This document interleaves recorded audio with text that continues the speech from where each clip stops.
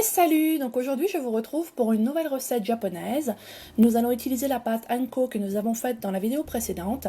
Je vous invite à vous rendre sur mon site Ohio Japan pour voir la recette écrite si vous le souhaitez. Et aujourd'hui nous allons donc faire une pâtisserie emblématique du Japon, le mochi. Donc le mochi est une pâtisserie extrêmement connue au Japon mais aussi en dehors. Je pense que c'est la pâtisserie la plus connue dans les pays étrangers. Il s'agit d'une boule de riz gluant dans laquelle on met absolument tout ce qu'on veut, mais généralement il s'agit de la pâte Anko.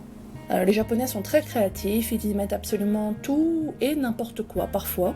Ils peuvent mettre à l'intérieur de la glace pour l'été ou une forme plus chaude pour l'hiver. Ils mettent absolument tous les parfums, même des parfums improbables, au natto, au soba, qui sont normalement des plats salés et pas forcément très bons quand on n'a pas l'habitude. On en trouve vraiment une multitude de choix au Japon et les échoppes pullulent partout dans les rues. Donc aujourd'hui, je vais vous montrer comment faire. Donc l'élément principal pour faire du mochi, c'est de la farine de riz gluant que vous trouverez en épicerie asiatique. C'est une farine assez sucrée qui est utilisée dans beaucoup de pâtisseries japonaises. Donc pour faire cette recette, on va utiliser le principe du temps pour temps, c'est-à-dire autant de grammes d'éléments secs que d'éléments humides. Donc j'ai repris la pâte Anko que nous avons faite ensemble dans une autre vidéo. J'ai pris également 150 g d'eau, 50 g de sucre et 100 g de farine de riz.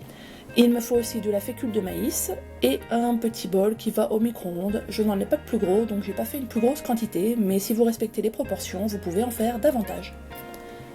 Donc la première étape va consister à mélanger tout simplement la farine et le sucre de façon homogène pour que le goût soit bien réparti dans votre pâte.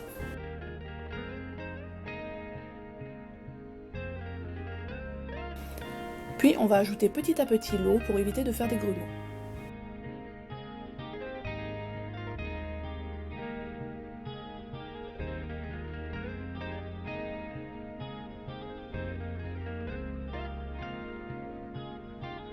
Lorsque votre pâte est prête, elle ressemble un petit peu à ceci, on dirait un mélange de lait avec quelques grumeaux, c'est pas très engageant, mais une fois cuit, c'est très bon.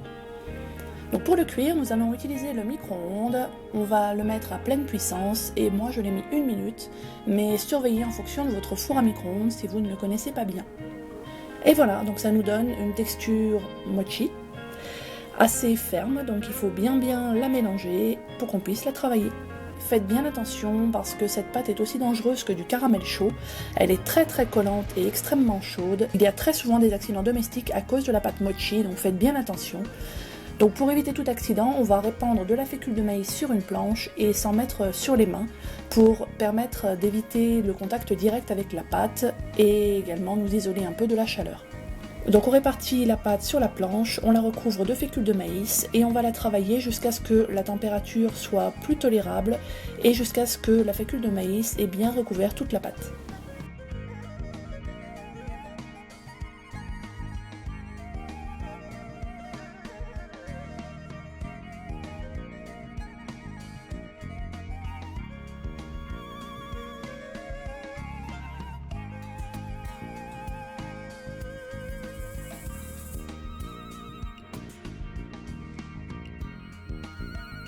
Donc on obtient un boudin de pâte qu'on va segmenter de préférence en parts égales. Malheureusement, moi ça a été un petit peu compliqué, donc j'ai fait un premier mochi avec une main pour vous montrer comment on fait, mais le résultat a été sûrement le pire que j'ai eu, donc c'est vraiment juste pour vous montrer comment on fait.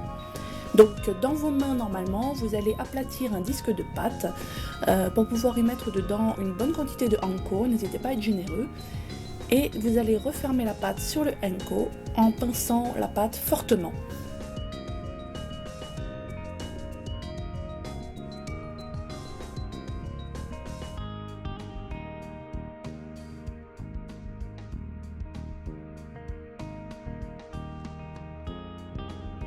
Faites attention à toujours bien mettre de la fécule de maïs sur vos doigts afin que la pâte ne colle pas à vos doigts.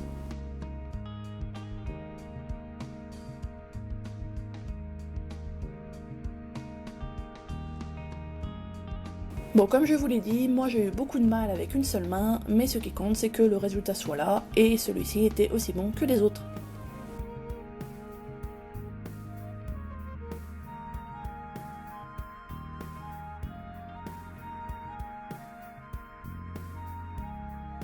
Donc je vous fais une autre vue de plus près pour vous montrer comment on s'y prend mieux quand on a deux mains pour fermer le mochi. Donc on met bien de la farine sur ses doigts et on pince fortement à des endroits bien précis pour bien refermer la pâte et éviter que toute la garniture ne s'échappe.